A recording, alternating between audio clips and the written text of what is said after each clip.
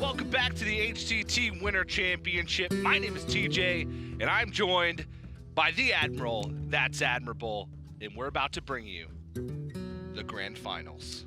This is it. It's been months of play. It's been a full year of pursuit throughout 3 seasons, and finally we've arrived at the last playoff/championship match that's taking place for this season before we convert to a new system. And it's Bunnyhopper versus Roger is what's coming up. Bunnyhopper looking for his 2nd seasonal title in just this year. Honestly, an achievement that I thought would never happen. I honestly thought that no player can do that. It's such an incredible feat. They have to go through the points earning process. They have to go through the playoffs. Then they have to go through a stacked field of 16 players. And Bunnyhopper poised to do it again. And you can see kind of the road that they had to take to get here. Bunnyhopper facing off against players with similar lineups. Took out Ike, who we just saw qualify for the World Championship. Took out Jing, who had one of the best performances we've seen from a Chinese player all year long. Roger, on the other hand, took out Bloodyface to ruin his storyline to get to another finals to try and win one after finishing 2nd. And also took out Definition, who was the last remaining Korean player. So, I mean, it all comes down to this. But I have to say, Nathan, it is brutal for Roger when you look at the lineup side by side. There's no question about it. Roger came into this tournament with a strategy that was based around absolutely crushing and busting apart the control decks. In fact, it is such an uphill battle for Roger that you can see Bunnyhopper has chosen to ban out Even Warlock, a deck that, all things considered, is pretty weak against Bunnyhopper's lineup. And it's not just the archetypes that Roger has working against him in this one, it's the way that he has also built the decks in addition to that. His Quest Rogue has come equipped with a Lab Recruiter in it to try to be more greedy versus late game. His Death Rattle Hunter packs 1 Candle Shot, no Mind Control tech, and 2 copies of Nerubian Unraveler, 2 copies of Charged Devilsaur to, again, start busting those big control decks over and over again. And his Cloning Gallery Priest also is very light on minion interaction. It has no Gilded Gargoyles, and it has no Witchwood Grizzlies. It is purely combo-oriented, and that's the reason why Bunnyhopper's taking out Even Warlock. It's the deck that has the most interaction with aggressive decks. Yeah, Nathan and I were confused. We looked at the bans when they gave them to us, and I said, he banned Even Warlock? That can't be right. That can't be right. His lineup's great against Even Warlock. Turns out his lineup's even better against all the other decks. Yeah, now that doesn't mean that Bunnyhopper has it in the bag just yet. He still has to get through these decks. You know, you take a look at Xerx's Cloning Gallery Priest. There's still Smites in here. There's still Shadow Word Pain. I'm sorry, there's no Shadow Word Pain. Oh my gosh, I just realized that part of it. There is, however, Spirit Lashes and Ziliax and Mass Hysteria. You know, those are still pretty tough things to get to. When you're talking about the mid-range Hunter versus the Death Rattle Hunter, he still has to fade key Spider Bomb hits. He still has to get through Flanking Strike tempo that goes into, you know, Houndmaster Shaw and can help contain and snowball a board himself. You know, he still needs the goods in order to win. The difference is that Bunnyhopper is much more likely to start out aggressive than Roger is to be able to fend it off. Yeah, and Roger has actually had a really good run throughout the top 8. He's had some of the quickest matches we've ever seen with a pair of 3-0s. And look at those match score. Bunnyhopper hasn't lost a match. Roger has lost a match, and guess who that was to? My mind's slipping me. I think it was Bunnyhopper? It was. Oh. That is correct. Good guess. And honestly, it was a crazy series if you look at it. And it was honestly closer than I would have expected looking at the lineup side by side. So a little bit of just an interesting fact as we get into this Death Rattle Hunter versus Mid-Range Hunter matchup. And this is probably one of the better ones that Roger has. Because of the fact that if he manages to get to the late game and it's a Deathstalker Rexar battle, they're both operating with the same tools when it comes to the Zombies, but Roger's operating off of much more powerful draws from his actual deck and a lot more potential synergy. But it's getting there. That's the tough part because of the reasons you mentioned with Roger's greedy anti-control deck construction. And remember, last time Roger was in this situation, you know, and he's in these unfavorable matchups, he was opening up with Devilsaur Eggs and a Death Rattle Activator. In this game, he doesn't have those options, and you can see him pained over this one, where would you rather have a Candle Shot to help fend things off? Would you rather have an Ooze to try to fight on board, or would you rather take Deathstalker Rexar and forego your early game options? I honestly think if you get rid of Deathstalker Rexar, that really limits your ability to win in the later stages of the game. Now, I tend to disagree with you because my opinion of this matchup is that because Roger's built so much more greedy at the top end, I think he can't afford to forego it. My experience with Death Rattle Hunter is that once you get to the late game, that's the hard part of the deck. You know, it's getting to that point. You have so much power packed into that end game that it's really, you know, almost unreasonable that Bunnyhopper would win in a situation like that. Like, you will be threatening lethal with cube stuff. You're going to have massive defense with Witchwood Grizzly. The hard part is staying alive through the beginning. The fact that Bunnyhopper doesn't have anything here, I think that Roger's choice ends up being a bit of a payoff. You know, if he had seen a Dire Mole early on, I think he might have thought about that a little bit longer. Yeah, especially since that's the only candle shot he has in his deck. But Deathstalker Rexar can also act as a defensive tool. If you think about it, it's basically like playing 6 candle shots in a single turn and being able to attack with them all once. Yeah, that's exactly how I would describe it. Now, that being said, it is against Candle Shot and Gluttonous Ooze. I'm probably taking the Rexar there. But if that had been like, I'm thinking like, you know, Flanking Strike, or hit a Death Rattle Activator and we're looking at Devilsaur Egg, I probably would opt for something that, you know, powers out tempo rather than something that wants to be a big defensive tool. Yeah, but looking at this hand here, Roger has the option of pointing out Spider Bomb and actually using the magnetic keyword to make a double Spider Bomb that can contest the board and double Death Rattle to kill 2 minions. It's wishful thinking, though, because if Bunnyhopper did have a way to deal with that without developing minions, then Roger gives up a great way to swing back the board if he were to pick up a Death Rattle activation, or just playing one down on the board to create that board tension and force reaction out of Bunnyhopper instead of proactive play. Yeah, and the fact that Bunnyhopper has now missed all of the early plays, and the first one's coming in Animal Companion, the Spider Bombs are starting to look like a glorious blessing in Roger's spot. And the coin play, I think, would have been very foolish from Roger. Not only is his hand very heavy, but I've talked a lot about the coin usage in this tournament, where I think a lot of players have been going, I guess, out of bounds with coin usage play. They've been thinking about, you know, tend to be the wrong things. Like, unless you're just going to die unless you get a perfect set of draws, you probably need to save coin for a major turn. Like, using coin to have an okay turn is probably a bad idea. In my opinion, you need to be using it to try to take a critical advantage of something. Use it to take a risk that gets you a lead. I mean, the purpose of the coin is to make up for you basically being a mana behind the entire game. Yeah, and a turn behind, you know. I mean, when Bunnyhopper takes his turn 4 here, it's his 4th turn versus Roger's 3rd, so you got to have that coin really pull some weight. Yeah, especially when you're considering just the deck in general. Death Rattle Hunter relies on big, powerful swing turns, or just big, powerful turns in general. Getting out Katharina a turn earlier than you normally would have is a great reason to hold on to the coin. Yeah, but Bunnyhopper drawn quite poorly this early game. I knew this was going to happen too. I was like watching Bunnyhopper's face, and I got that look where it was like, he thinks to himself, am I really about to do this? And he is. Oh. And that's the connection that Roger needed, I think, to you know, continue to have a good position in this game. With that outcome, Bunnyhopper's board is looking a lot weaker as a result. But, you know, I'm still looking at Tundra Rhino, still looking at Savannah Highmane and Dire Frenzy. And, you know, I've been playing a bit backstage, and my opponents have been Dire Frenzying and then drawing the minion they Dire Frenzy. And when that happens, like, in the first 2 turns after Dire Frenzy, it is like, oh my god, what am I supposed to do? They get so much tempo and value out of it. But all things considered, Bunnyhopper's hand's, you know, very vulnerable to a poor set of draws here. Yeah, would you rather have a Savannah Highmane, or would you rather have Katharina when it comes to the mid to late stages of the game? What life is my opponent at? 30. And what life am I at? 30. I'd much rather have Katharina. Yeah. Wait, do I have any Dire Moles in my deck? No. Ah, Katharina. You have a King Crush.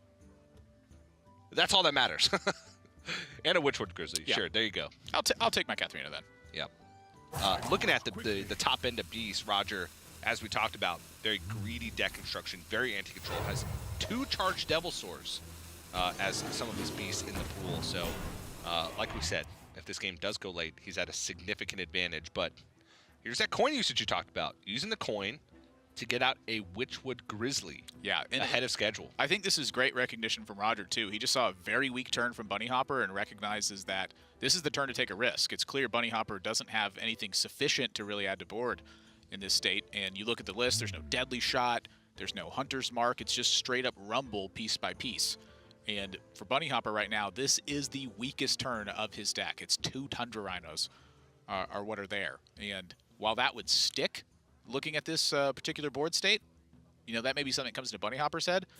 The thing about it, though, is that this this Grizzly's threatening to get cubed, and Bunnyhopper just really does not have the development off the back end of this. So go dig into the deck and try to find something and follow up later. Yeah, the ideal situation for Bunnyhopper is he picks up a Crackling Razor Maw from that Master's Call, plays it onto the Hound, gets poisonous, pushes through. That's ideal. Now, we talked about how he's built his deck in a way that's just super consistent. He's got just a bunch of 2-ofs outside of Unleash the Hounds and Deathstalker Rexar, which you can't play 2 of. So he was pretty likely to pick up Crackling Razor Maw there, but he still had like 7 unique beasts left in the deck, so it wasn't guaranteed. Roger finds Flanking Strike. Going to consider the cube here for a minute, but I think right now you try to just take heavy-handed advantage of this board state. Like, you have to be confident that Bunnyhopper's going to be able to answer this Grizzly on the following turn. Yeah. The one thing he has to keep in mind is while Flanking Strike gives him the most immediate value, he does have a reasonable lead on board with just a Witchwood Grizzly that's not dying. Yeah, compound that. Yeah, you can compound that, or you can bank for the late game. He gives up a cube, which could impact that, but I agree with you. I was just trying to talk through the options a little bit. Yeah. I mean, he's already banked for the late game. I'm looking at, you know, what is this, 26, 29, 33 mana worth of cards in hand? There's only 6 cards here. Yeah, Nerubian Unraveler are not the greatest, though. That's 5/5. It's a 5/5. It's better when you're ahead on board, which oftentimes you don't expect to be in this matchup, but he is. Yeah. So it's I'd say it's better now than it may have been. Well, Bunnyhopper finds Scavenging Hyena, which certainly can be a dangerous card as this game moves forward. You know, I'm looking down the road where we are going to end up in 8 and 9 mana turns, you know, pretty comfortably for Roger at least. And so for Bunnyhopper, taking a look at, you know, Savannah Highmane and the like, pretty reasonable options. But when your opponent's just tracking again and this Grizzly has no threat of dying, you really feel the need to take care of this so that it does not get cubed and play dead doesn't happen.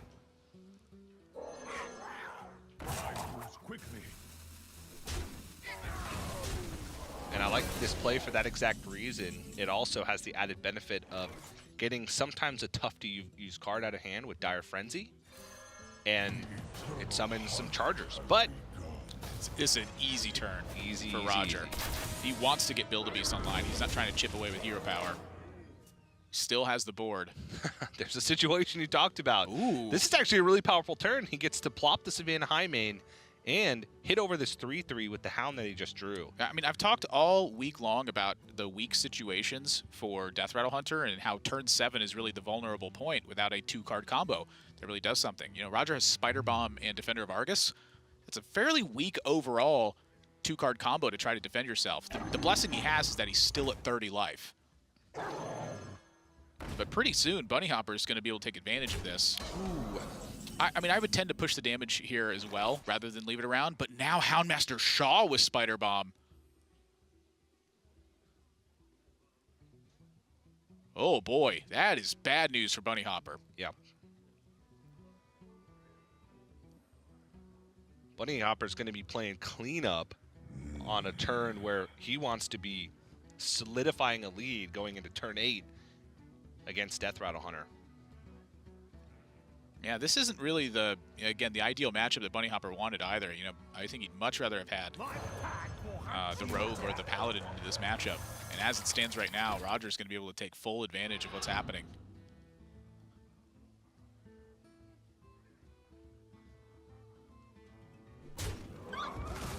Now, Bunnyhopper does get to swing back with the Scavenging Hyena and Tundra Rhino. I'm just not sure that's going to be enough.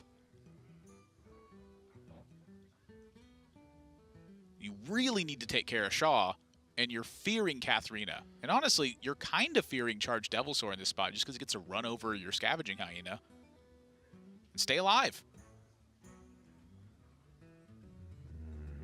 I wonder if that causes Bunnyhopper to deviate here ever. Also has to be thinking about Katharina. He's only seen a Witchwood Grizzly. So it's very likely that either he has Charged Devilsaur in hand or he plays Katharina and summons some type of Charger. Because at that point, it would be, from his perspective, a King Crush, 2 Charged Devilsaurs, and a Witchwood Grizzly in the pool. Bunnyhopper, not a player to kind of skip steps in thinking about what his opponent could do in that situation. But honestly, no matter what he decides, I think this is the only option that he has available to him that gives him a chance to come ahead on 4. Gets the push 6, but it's looking grim. Well, other Grizzly gets drawn. Oh, that guarantees a charge minion pulled, either King Crush or Charged Devil Sword from the deck. Yeah, I am curious if that's better or worse for you, though. Because you actually get to, I mean, you get to kill a King Crush in this instance. I just don't think that Bunnyhopper really has the gas to get past this. I mean, I'm looking at needing a sequence of, like, perfect draws in order to get past this point. Perfect draws, or hoping that Roger just has all his beasts in his hand. Yeah, Which he's like close to it. I'm thinking like maybe a second kill command pickup could get something done. Are you thinking face plan? I just don't see how else Bunny's going to win.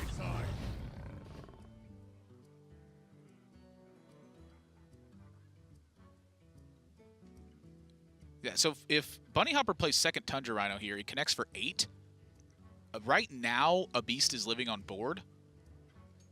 Unless Roger has something to take care of it, which means that a second kill command plus the hero power would be enough to actually win the game. So I imagine Bunnyhopper's probably going to make a push for damage here and hope to draw that exact card. Yeah, he does die to Q plus Death Rattle Activator, but I think he's going to die to everything if he doesn't try if to you end the trade these minions in, you're dead to anything. I agree. But hero powers instead is kill command face with Tundra Rhino kill command hero power next turn. Does that still set up lethal? This is technically even more damage. So Bunnyhopper's found a way. Well, it's actually, this is brilliant from Bunnyhopper. He's found a way to actually take care of the King Crush, and then still set up for a kill command top deck for lethal, which would be exactly 10 damage. 5, 6, 7, 8. Well, right now it's 9, but oh yeah, it'd be the 9. thing about it is because he's traded over the Leok. He's not under the threat of pressure anymore, so he in effect buys himself an extra turn. Is I think Bunnyhopper's thought process here. Yeah.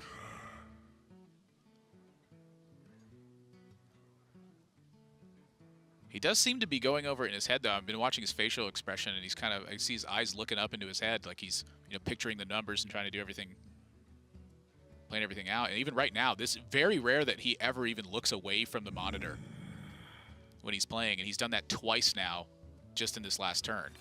So maybe he's even questioning himself on that point.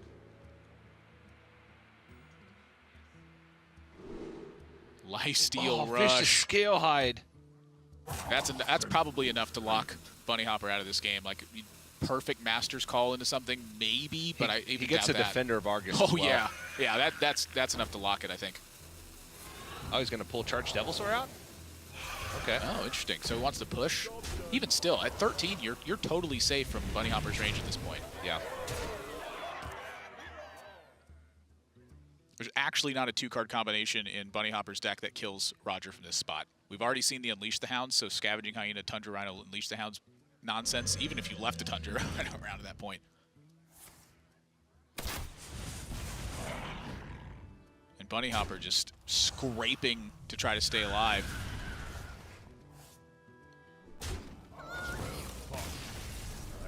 You can see the other beast get pulled out. What's the yeah. But that is, I mean, that is a technical miss sequence there, I think, from Bunny. If that was the plan, was no beast get pulled out, and then you try to top deck Rexar into... Yeah, but then you leave the lifesteal minion up if that's the case, because that's what shuffled the beast in well, you can just kill it afterwards, right? I suppose so, but I think any which way you slice that, Bunnyhopper loses that game. Correct. After Roger was able to pick up any kind of life gain. And even then, even if he hadn't picked up lifesteal or taunt, Bunnyhopper needed the perfect sequence of draws in order to win that game. And we can't stress it enough. Every win for Roger is crucial. Yes. Because his entire lineup is weak to nearly the entire lineup of Bunnyhopper. He's fortunate enough to get probably about as good of a matchup as you can get in game 1, but this is by no means over. Roger, 1-0 lead in this grand finals over Bunnyhopper. But don't worry, we got plenty more action to come, so don't go anywhere. The conclusion to this Winter Championship right after this. 大家好，我是罗杰，然后我来自亚太区，在玩一些类似游戏王的纸牌游戏，然后后来接触之后，我发现哦自己玩的不错，然后就一直慢慢玩，时间久而久之就到现在这样了，对，也没有说特别什么。就其实我一开始玩炉石是因为那个朋友介绍，然后我小时候其实就对我自己来说，我觉得跟朋友一起玩炉石这件事情是很重要。然后因为我们可以互相讨论，然后我们也可以互相进步，每次的比赛就可以一起作战，我觉得这也是可以一直往下走的很大的关键。我想就是因为我这个比赛其实。就是不光我自己准备，还有我一些朋友。我希望，因为他们也有一起努力过这个比赛，然后我希望我可以把他们的那份也一起努力起来。就是其实有那么多人支持我玩游戏的风格，我觉得是不会，就知道自己有那么多人支持我，然后我会更加努力，然后更希望能发挥好自己的实力，然后拿到好成绩。我觉得就是也没有说想要借由这个比赛来证明自己，因为我觉得就算赢或者是输，就是也没有办法就让大家有别的就是其他的改变。但我觉得就是我希望我能发挥我最好的实力，然后这样我觉得就已经很足够了。When I was doing my PhD and Hearthstone, I was usually just working like 9 to 5. And then in the evenings, I would go and play ladder and practice for tournaments. But then I'd also try to spend some time with my girlfriend. On the weekends that she was working, I'd play like basically, I don't know, 24 hours of Hearthstone in a whole weekend. I've made some pretty good friends from playing Hearthstone throughout very different countries. People that I like personally think very much of, and I'm quite happy to have made these friends. In Cologne, we say mal 5 gerade sein lassen, which means just let 5 be an even number and, just get on with it. You move on and you go, because you know you're going to be happier if you don't argue about whatever that is. And even though I've been in the competitive Hearthstone scene for quite a long time, I think winning the last championship is really something that put me right in the middle of other really good players that are just competing at the highest level and feeling even more included in this community, because most people in there are very nice and you talk to pretty much everybody. I've been in the competitive Hearthstone scene for almost 3 years now, but yeah, being able to win the championship has kind of benefited. Even more people come actively forward to talk to me rather than me reaching out to others.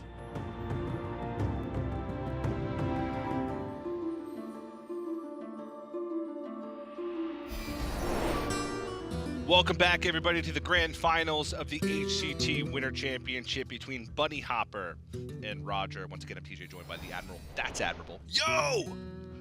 Roger currently has a 1-0 lead, taking the Death Rattle Hunter win over Midrange Hunter. A crucial win in the grand scheme of things because his lineup is vulnerable. We've said it so many times. And you know what, Nathan? I'm about to hit you with some fun facts. Hit me with them, Tej. 2 of them, to be exact. Hit me with both of them. First, if Bunnyhopper wins this grand finals, it would be his second seasonal championship victory this year without losing a game. He didn't lose, or a match, sorry, not a game. Whew. He didn't lose a single match in his last seasonal championship victory, and he's currently 4-0, so that means he wouldn't have lost a match in this seasonal championship victory. That's crazy. Now, the second fact, out of the entire HCT year, so we're talking about playoffs and championships, if Bunnyhopper wins this, his total combined match record would be 30-6. So his average score after 6 rounds is 5-1. That's correct. And the crazy thing about this is, if you watch the media piece, he said he was knee-deep working on his PhD, trying to complete it and become a doctor. And he said in the last playoffs, he wasn't even really trying because he was too busy. In that playoff where he wasn't really trying, he finished 9th. I'm just shaking my head like in disbelief because I'm thinking back to like the player interviews where, Bloodyface had mentioned this as well, and he said, and this was while Bunnyhopper wasn't even playing the game like with full dedication. He's playing it in his off time because he's pursuing a PhD. And Bloodyface said it's scary to think how good Bunnyhopper either could have been or is going to be when he has time to dedicate more of his attention to the game than he has thus far. It's kind of crazy to think about that you can be that good while also pursuing a PhD. I guess, you know, sort of by nature of it, if you're pursuing a PhD, you're probably a pretty smart guy. I think that's an understatement. I'll let you think that's an understatement. No qualms about that. I think I'm a pretty smart guy. And I haven't been in school in like 7 years. Yeah, well, that's the problem, is that you're thinking instead of doing.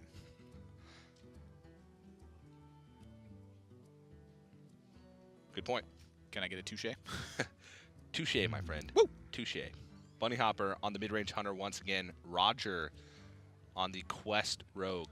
Yeah, this matchup not quite as bad as it really seems on paper, where if Roger has, you know, pretty good disruptive early start, he will flounder around for a bit, but if he finds a couple of key cards, it changes everything. And so Bunnyhopper going to just, you know, put the Scavenging Hyena on board and anticipate something from Roger here. This really actually hurts Roger a lot when it comes to, you know, certain kinds of plays. And one of the ones I'm thinking about is like Glacial Shard starts to get shut off here. Novice Engineer starts to look a little bit dangerous. The speed at which he's played this, you know, obviously he's going for South Sea Deckhand here. But for Bunnyhopper, it's almost like a point of disruption where it keeps Roger from perhaps playing key minions because that Scavenging Hyena threatens to get buffed via Spring Paw in most of these situations. However, what it does do is it forces Roger to actually use a South Sea Deckhand. And as Roger begins to use tools and his hand becomes thinner, it's much more difficult for him to have one of those big explosive moments where he completes a quest and then puts pressure back on Bunnyhopper. Yeah, it's effectively setting Bunnyhopper up for a stronger mid-game by giving up a tool now, which I like, because that's where you're going to win the game, by forcing Roger to delay progress on his quest completion. Now, one thing I want to also point out about Roger, we talked Bunnyhopper up a lot, but Roger has been on a tear since he entered this top 8. He struggled a little bit in the group stages. He had, you know, a few games that just looked kind of rough from his perspective, one of them being against Bunnyhopper, where we saw Quest Rogue versus Even Paladin losing in fatigue. But since then, he's had like an hour of total match time and quarterfinals and semis with a 3-1 and 3-0. So it was insane to watch him make a run up to this point, and I think a lot of people honestly counted him out after his group stage performance. This is interesting to me. Now, I have been told by some Quest Rogue experts that you quote, never prep out Mimic Pod unless you're going to die. Well, when you prep Mimic Pod into an Elven Minstrel, and that Elven Minstrel picks you up a Sonya, if you knew that that was going to happen, you'd prep out Mimic Pod all day, every day. Now, the thing I'm thinking about is I'm looking at Roger's hand. It's just frankly not that good. And so Sonya plus South Sea Deckhand. I'm talking about prior to the prep Mimic Pod. Okay, I see what you're saying. I'm trying to think about Roger's, you know, line of thought here, because I very much trust the Quest Rogue experts who I've consulted with, because we're talking thousands of games that these players have played, and I've had them at times tell me, oh, no, you never prep out Mimic Pod. Like when I have done it with an awful hand, and they go, that's awful. And I'm thinking to myself, well, it doesn't look that awful to me. This looked pretty great. And what I'm considering is that Roger's hand may have just been so bad that he thinks he's just not going to be able to win this game without some lucky outcomes coming off the top of the deck. So I don't actually blame him for it. I personally still don't really get why they told me to never prep out Mimic Pod. I've had some reasonable success doing it. Could be the importance of preparation in other situations, but right now, Roger is in much better shape, I think, because of this play, at least on the outcome for it, than he was prior to that. Prior to that, it looked like he was going to run out of steam and get run over, and now it's looking like he has a real chance to make some headway in this. Yeah, the only thing right now he's missing is a Shadow Step to be able to make the insane Sonya play. But honestly, with just his hand he has available to him, he could play 2 South Sea Deckhands this turn, have a 4th for quest completion since he played 1 to remove the Scavenging Hyena. The following turn with Youthful Brewmaster to bounce it back. And so he has the tools available to him to complete the quest. Yeah, one of the issues I'm looking at with that is that Bunnyhopper has just used Master's Call, and so the likelihood that you run into a Scavenging Hyena play that starts to, you know, perhaps snowball a little bit is kind of dangerous. But with Glacial Shard in hand, Roger has some time against that, and he's going to lose his Sonya in that process if that's the case. So is there something stronger that fights on board in a very similar way without having to expend Sonya right now, or is that the #1 priority? You know, thinking back to that preparation right there, Sonya, you know, it could have come up at really any point in the game. suddenly preparation looks like a game-winning play because you have the Vanish to go with it. So it's just really tough to say in that instance because there are just so many different outcomes that happen with Quest Rogue that you have to have experience to guide you along the way. Now picks up Vicious Scale Hide and Glacial Shard, so he just has everything. It's just about surviving until he can complete that quest and start healing back up with Vicious Scale Hide. Yep, and I think Bunnyhopper here is looking for you know, like a Dire Frenzy style of play here. Wants to just connect for 8 points of damage and really put the test to Roger on that front. And picks up a Tundra Rhino. And Tundra Rhino with, you know, some stuff in hand can get awfully dangerous.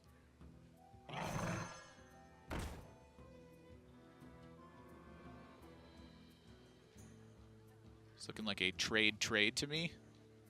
One poke from the Dire Mole, one poke from the Lynx, and then Dire Mole pokes face. You got yourself a big hyena on board, and multiple threats that need to be taken care of. Yep.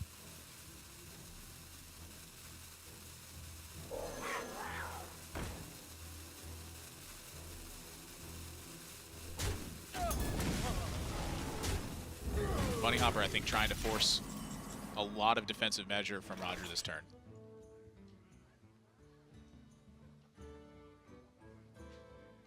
Roger does have a pretty reasonable play with the Sonya. Yeah, Kill the Scavenge Hyena. It's got a lot better now. You also get to kill the Dire Mole and the Timberwolf alongside of this. So you have a Sonya on board versus a 3-2. Yeah, a Sonya on board versus a 3-2.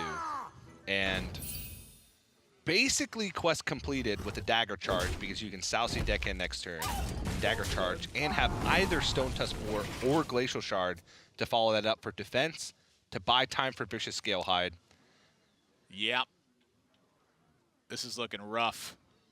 You know, Bunnyhopper is going to try to find the best line of play here where Roger just, you know, hopefully he finds an iteration where he's like, he's got to have this specific card or I have a chance to win the game. But as it stands right now, it's very much looking like Roger is going to be able to recover in this game.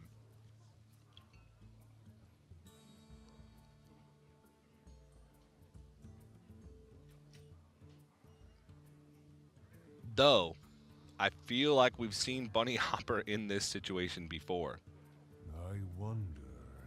And it was in the Even Paladin versus Quest Rogue game where we counted him out very early. Roger had almost the same situation with Sonya early, quest completion early, seemingly a very good hand. And Bunnyhopper just fatigued him because Roger made a few key errors in the game. And maybe that's where Bunnyhopper's mind is going to. Maybe he's thinking, I gotta maybe play for the long game and Deathstalker Rexar and start churning stuff out. I think his head right now is, how am I going to kill him? And how do I kill him quick? Better hope he doesn't have the goods. Oh, boy. Wow. And you see Roger's reaction to it as well. Wow. That is insane. That's a huge draw. And I don't think that is insane. Unless Roger has like a tidal wave or like a meteor strike his side of the stage right now, there is no way he's losing this one. That is nuts. Nice to meet you. Wow.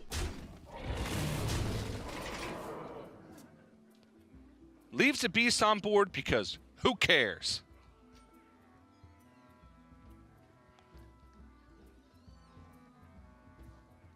That ain't happening in this game, TJ. Nope. Roger's up 2-0. It's going to take him a couple turns to do this, but Deathstalker Rexar is going to need a few friends. He's been hunting alone lately, and that's not going to be good enough.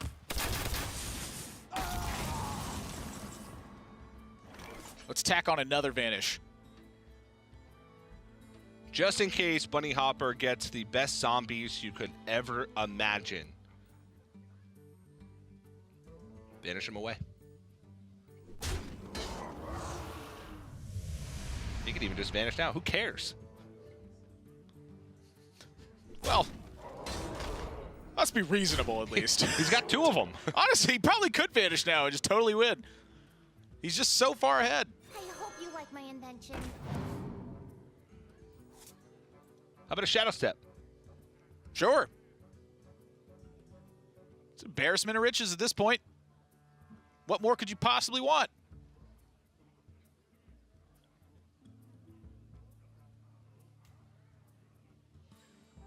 I feel like we need to put a capital gains tax on players that just draw too much good stuff. Drink with me, friend.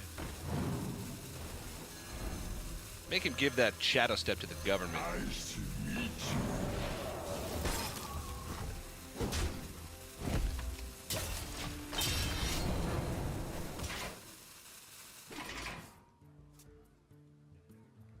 If Roger did not have all the defensive measures, Bunnyhopper's hand would just... He drew gas. He did draw Look, gas. He better build The Rock and Terry Crews out of this Build-A-Beast. That's the only thing that's going to help right now.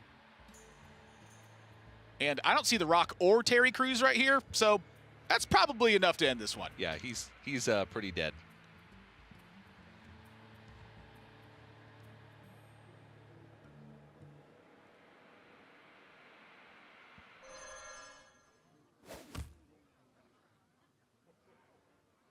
.21 damage showing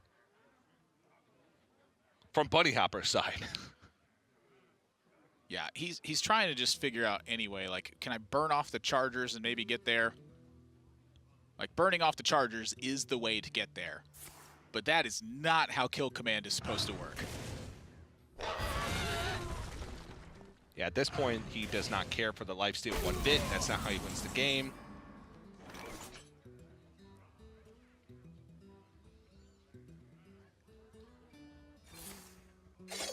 Sure.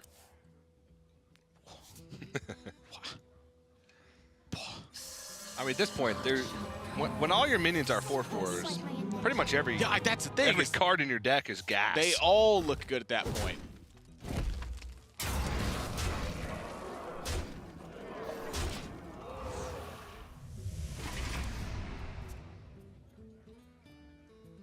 Is there a 7-mana Zombies that clears your opponent's board and deals 24 damage to their face? Probably, but it's not that one. Concede. 2-0 for Roger. It's supposed to be tough for him, but so far he's been dismantling Bunnyhopper and is now 1 game away from becoming the Winter Champion. And look, the look on his face tells you everything. You can see it as you rub his eyes, his hands are still shaking. Bunnyhopper looks calm as ever. Yeah, he looks contemplative to me though. Kind of looking at this going, what's happening? This is not how it's supposed to go. Yeah, and when you're in this situation, you honestly can't look back and say, hey, is there anything that I could have done different to win that game? You honestly just have to say, ignore it, move on to the next game, and try and do my best to make a comeback. But right now, Roger, despite building his decks to beat a control lineup, is crushing Bunnyhopper in his finals with a 2-0 score. It's going to come down to that priest, though. Can Roger close it out? Or can Bunnyhopper make the ultimate comeback? We're going to find out right after this. Everybody, to the finals of the Winter Championship. That trophy right there on top of that barrel, that's what these players are playing for. On top of a big, big, big chunk of change and some bragging rights. Currently, Roger leads 2-0 in this series, despite all odds, despite the terrible matchup against Bunnyhopper's lineup. And during the break, we got a little piece of information. Across the entire Winter Championship thus far, we have not seen a reverse sweep. Stick that in your pencil pouch, because it's time for school. I think you just upset a lot of Bunnyhopper fans. Now, I want to point out that I didn't say that. That's Admirable did not say that. It was TJ Sanders. You can tweet at him at AsimoQT on Twitter and let him know how furious you are for telling you that statistic exists. Well, for Bunnyhopper fans, I guess it would just make it that much sweeter if he ends up winning. But true story, but tweet at TJ right now and tell him how angry you are. Don't wait until if and when that situation occurs, because I want to see the anger, because I'm going to laugh at it. Well, Bunnyhopper still has some good matchups left. Roger has 3 chances to win with cloning Gallery Priest. Now, we saw Bunnyhopper on this matchup versus Ike with his Tempo Rogue deck. It's not an odd rogue deck, it's not a Miracle Rogue deck. It is pretty much straight up aggression through and through with a Myra's Unstable Element, a Leroy, a Captain Greenskin, and 1 Vilespine up top. And he did lose that matchup against Ike, but one of the major key cards that played a factor in that one was Witchwood Grizzly. That card ended up pulling some weight from Ike's side because it was forcing Bunnyhopper to make plays that he otherwise did not really want to make. In situations where he normally could have just pushed damage, instead it's soaking up some mana. It's taking up slots that are in the deck. Rogers built his deck in a way to be much more combo focused, where he has got 4 minions in the deck, I believe. 5 minions in the deck. A Malagos, a Prophet Velen, a Ziliax, and 2 Radiant Elementals. Everything else is dedicated to either trying to use a spell to fight for board or in some way create that combo scenario. Well, Roger's starting off with what I think is a pretty good hand, because in his deck, the minions that he wants early to try and fight for board are pretty much exactly Radiant Elemental and Ziliax. We saw him keep Ziliax, just such a crucial tool to keep yourself alive and buy time to those Mass Hysterias and Psychic Screams. And honestly, Radiant Elemental Power Word Shield, a 2-5 on the board against Tempo Rogue, is very annoying for them to have to deal with. It's quite scary. I honestly think that's one of the best ways to defend yourself if you're playing a priest deck that needs to rely on any sort of minion interaction to get something done. And for Bunnyhopper, his hand isn't exactly fantastic thus far, but I wouldn't exactly call his hand bad at the moment. With 2 Faldori Striders, you are looking at the ability to absolutely get an explosive couple of turns here. And with the way that this series has gone so far, that's probably the exact kind of thing Bunnyhopper needs. Kind of surprised he doesn't poke with the dagger here, though. You're gonna often expect your opponent to use hero power on turn 2, but Rogers come with power word shields in the deck, and so this is gonna happen sometimes. Wow. Yep. That's pretty good. Oh, but that's pretty good as well. That's pretty good as well. So now Bunnyhopper is going to have to go deep into the tank, because this turn isn't about figuring out what he should do now. It's about figuring out what he should do on turn 4, 5, 6, and 7. That's where his mind is at. Well, turn 4 is pretty easy, I think, with double Faldori Strider. He kept one in the mulligan because when you play a 4-4, Priest just dies. Sure. But not in this case. Their portrait explodes. It just explodes. Confirmed. There's no Shadow Word 4. Blood and plunder. But not necessarily in this case. Roger, like I said, Radiant Elemental had a 2-5 with that Power Word Shield. Very annoying to deal with. And Bunnyhopper does not want to be doing this. He does not want to be having to play reactive to Roger. He is the one who wants to get threats online and start pushing damage to face and making Roger have the answers. Yeah. But the thing about that is, Radiant Elemental is, for all intents and purposes right now, it's like a living wild growth, where the moment it dies, that mana goes away. But until then, Roger gets to benefit from it. So Bunnyhopper does have a pretty high priority in terms of killing this Radiant Elemental, which Roger is going to take a pretty high priority making sure that Bunnyhopper can't do. And so that may actually be a point of disruption. With Roger on coin, Bunnyhopper realistically needs to fear a coin Shadow Essence before he has, significant presence on board. So I'm be curious about this. I think with Myra's Unstable Element, you're going to see Bunnyhopper try to explode onto the board and get going, but that is very vulnerable to a single Mass Hysteria. Yep. And Roger looking like he wants to go with Spirit last year just to take this Drinker Share off the board. Now, it doesn't get any benefit of healing, but Roger's thinking to himself, I have Ziliax, I have Shadow Essence. I have the tools necessary to fight for the mid-game. And Bunnyhopper faced with a very real choice this turn. Do you take out the Radiant Elemental, or do you play a Faldori Strider?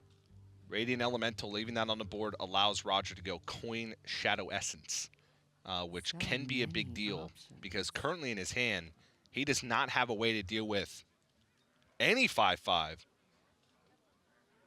Yeah, kind of the way that I'm looking at it is that Bunnyhopper's in a spot where, because Roger has so few minions in the deck, Ziliax popping out of that Shadow Essence is a very real fear.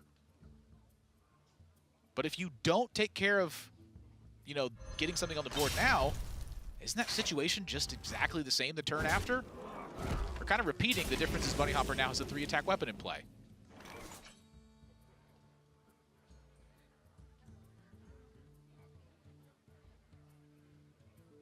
If that Radiant Elemental had died 1 turn earlier, maybe a different story.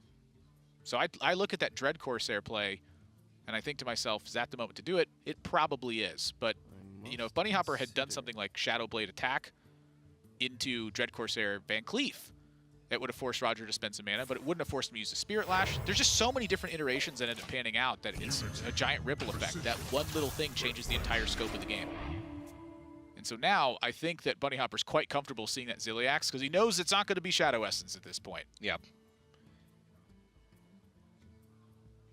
And coin usage for Roger to play a Ziliax for no tempo gain. That can be a tough decision to make, but Roger's mentality here has to be, he doesn't have a great way to deal with this Divine Shield. He has to attack 3 damage into it. So if I can just effectively gain that at least 5 health now, that buys me more time to do other things as the game goes on. Yeah, a big part of the Ziliax threat is that it does threaten to generate tempo at some point, but it also threatens Eternal Servitude bringing him back, and that being a big problem in Bunnyhopper's spot. I'd say the victory for Bunnyhopper is that he saw coin go away, and that Ziliax is much more just playing a defensive role right now, just kind of sitting there and blocking the board, more than it is like pulling reach away from Bunnyhopper. Like he's yet to really even make a push in this game, so you're not really too worried about it being there. That's the thing you're really worried about, is that Vivid Nightmare. Oh, Vivid Nightmare is so sick here. You can take out the Faldori Strider and still be left with a 3-2 and a 1-1. The question is, does he play Radiant Elemental? And I say, you might as well, because that's protected behind those 2 taunts. Yeah, this is going to get troublesome, I think.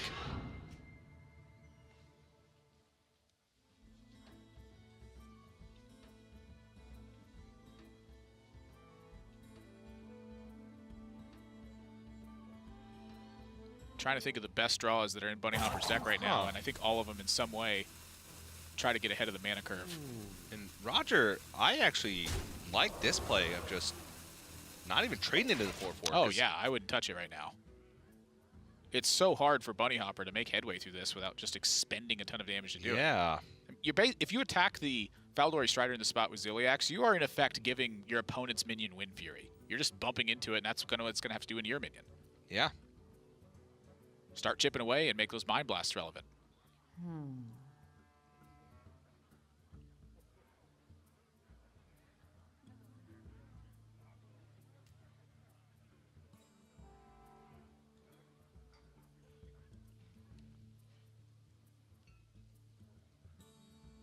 Honestly, none of these plays look super appealing. I wonder. He can make a rather large Edwin Van Cleef. It'd be a 6-6, but he'd have to sap one of these minions. And sapping a Ziliax never feels that good. Especially not when your opponent already has a Ziliax in play. Yeah. That means you have to kill the other Ziliax. He kills one Ziliax, saps the other, plays a Firefly, plays Edwin. Has a 1-2, a 6-6, and a 4-1 versus a Radiant Elemental, knowing that Roger has Yeah, I think a Ziliax in hand. to me the play is simply Faldori Strider. You've started to compound the issue of the first one. You know that at some point in this game you're going to have to Myra's Unstable to win it. Try to force AoE from Roger. Spend as many resources as you can, threatening him as much as you can to get him to do the same. And then use that Myra's Unstable element and go, this is going to have to be good enough. Because if it's not, how else am I going to win? Oh my goodness. Another Mind Blast. Yeah, and it's getting quite dangerous for Bunnyhopper at this point too, because the second one picked up. That means that the only minions remaining in deck right now are those. And you're just shipping this Mind Blast to face. Roger putting Bunnyhopper on a very fast clock. Yeah, Bunnyhopper is going to have to really start fighting against this super aggressively, because right now he is under threat of dying if this entire board does not get checked. And Myra is starting to become less and less of an option because that pushes him into fatigue. And if Roger just gets this little bit of chip damage in, he's nearly dead to a single, not even buffed Mind Blast.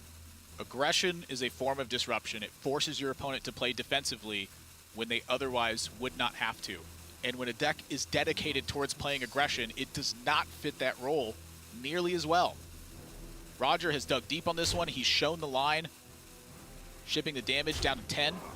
Perfectly reasonable. This makes every Resurrection card a lethal outlet as soon as he has the mana to use that Mind Blast with it.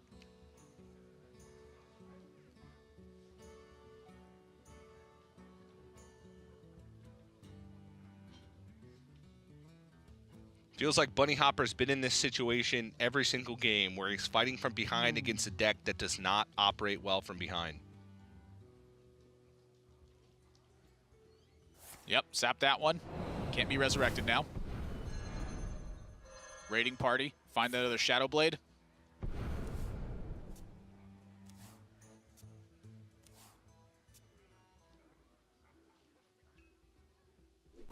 So now the game plan for Bunnyhopper looks to be try to load up on a weapon and get some work done after that.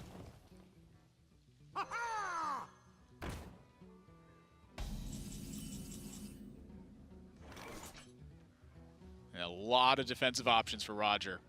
And he's got Mass Hysteria and Psychic Scream, and Roger wins the game on turn 9. Yeah.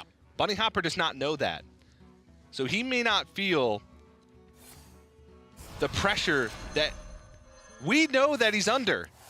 He's got to win in 2 turns. 2 turns through a Mass Hysteria. I think it's impossible. Well, preparation, if there's a card that can do it, it's 3 extra free mana this turn with an Edwin Van Cleef, a Shadow Blade, Deadly Poison, and Spiders in the deck. So what I'm thinking is if Bunnyhopper draws absolutely perfectly, I think that would be another Deadly Poison, a green skin, and then basically all the charge damage in the deck. I think that's the only way he can win. And so that's likely the direction he's headed this turn. Play the Van Cleef, and the next turn, it's Myra's and go. Because this is enough, I think, to threaten Roger into using a defensive option. Malagos. It's the only minion. That's the only minion. It's Velen and Malagos. So no, the only 2. Velen and Malagos. Yeah, Velen and Malagos. Only minions in the deck. That's it. Roger's digging deep. He's thinking, he goes, I didn't misremember this, right? And you see him counting it. This is not the time to mess that up. There's the Malagos. Roger, 10 damage from the Mind Blast, is the aggressor somehow in the matchup and becomes the Winter Champion. We said it. He was an overwhelming underdog in that series. Coming into a match where Bunnyhopper had 3 aggressive decks against his 3 anti-control decks, and somehow pulls out a 3-0 over Bunnyhopper to win the finals and become the Winter Champion. When you're playing aggressive decks, you still have to have the aggressive cards. In that one, Bunnyhopper had slight missteps in every single game, and that's Roger's opportunity to try and take advantage of it. And you saw it with the Coin Ziliax, you saw it with the Radiant Elemental early, and you saw it with him pushing damage rather than focusing on board control. It was great aggressive play as soon as Bunnyhopper had a misstep that won Roger this tournament. Roger's path from the quarterfinals to the finals. 3-1, 3-0, 3-0. Insane. Sometimes it's just your tournament. Yeah, and you can see him right there. We're gonna send it down to Dan, who's on the stage with Roger for our winner's interview. Congratulations, Roger. 3-0, very convincing fashion. What are you feeling right now going through your head now that you are the seasonal champion? 现在拿下季后赛冠军的心情如何？哦，我现在觉得好开心，我开心的不得了。这是我就是炉石比赛来第一个冠军。I'm so happy right now because this is the best achievement I've ever got since I started playing Hearthstone. I remember when you were traveling the world, competing in all these tournaments in America and Europe, and it felt like you were grinding so hard back then to try to be the competitive player. And now, 4 to 5 years later, you are a seasonal champion. So I think that deserves a round of applause, so congratulations on that. I do want to ask a little bit about the fans home in Taiwan. A lot of them are cheering for you. So what's it like to win and bring a championship for Asia Pacific and Taiwan this season? 那 Froden 他还记得你4到5年前，从4、5年前开始，你就一直在世界各地征战，那你也一直很努力。那他觉得你值得来值得受到大家的一些掌声。那他想问的问题是，那你这次拿下季后赛冠军，对你自己来说，对整个亚太区还有代表亚太区跟代表台湾拿下这个冠军，你现在的想法是什么？我现在的想法是，我很谢谢我有那个亚太区的这些其他朋友，就很多，就是要谢谢的人太多。就我觉得就是这年来就打到现在，我觉得就拿到这个冠军，感觉好像蛮值得的。对，我觉得很棒。It's totally worth it, and I'm very thankful for all of my fans and all of my friends in the APAC region. Is there anything else that you'd like to say now that you have the floor and you are the champion? 你现在有什么话想对正在看这场比赛的观众说的吗？就是你们投我的话，卡包一定是最多的嘛。然后我现在冠军，我希望你们也那个为我感到开心。然后我觉得这次比赛很棒。I think I've got you the most as many packs as you can get, and I think you should be happy about it, and I'm very happy about it as well. So I think it's totally worth it, and I'll keep working hard. All right, and with that, let's go ahead and welcome Sam Braithwaite from the Hearthstone Esports team. Hello. Who is right behind me. What's up, man? Sam, take it away. Yeah. So on behalf of Blizzard Entertainment, it is my honor to award Roger this trophy and the title of HCT Winter Champion. Congratulations.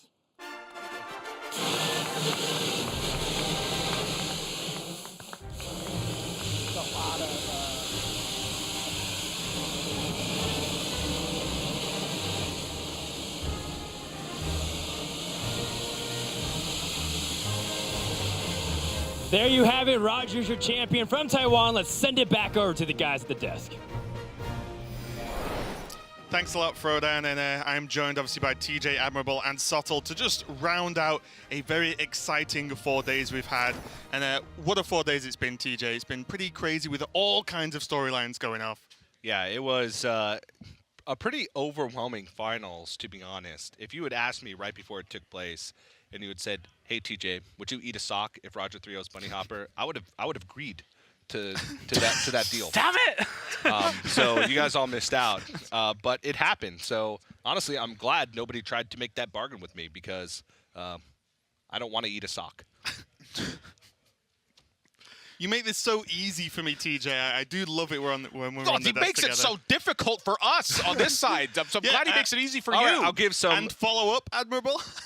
I'm glad I don't have to eat a sock either. So, any sock eating preferences? I'm going to also side on not eating socks, funnily enough, yeah. Okay, well, at least You're we've all come weird, to TJ.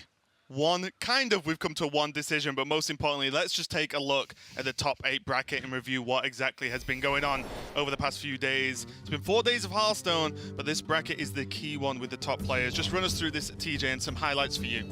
Yeah, I think the biggest highlight was the couple players making kind of back-to-back runs with Bloodyface and almost back-to-back with Bunnyhopper. We had the ultimate storyline in place going into the semifinals with Bunnyhopper trying to go for a second seasonal championship victory, Bloodyface trying to get himself back to a finals to redeem himself after losing to Language Hacker last season.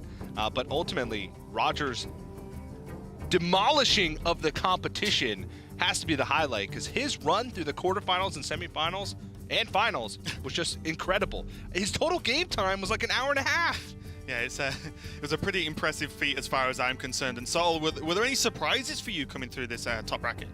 I mean, there's generally, we kind of beat this point into the ground on days 1 and 2, but the surprise for me was just the overall quality of the performance from this group of Chinese players. Jing making his way there into a semi-final and into a qualifying position, but China as a group just did fantastically overall. You see now topping the record by region over the defending champions of most seasons, Europe in second place.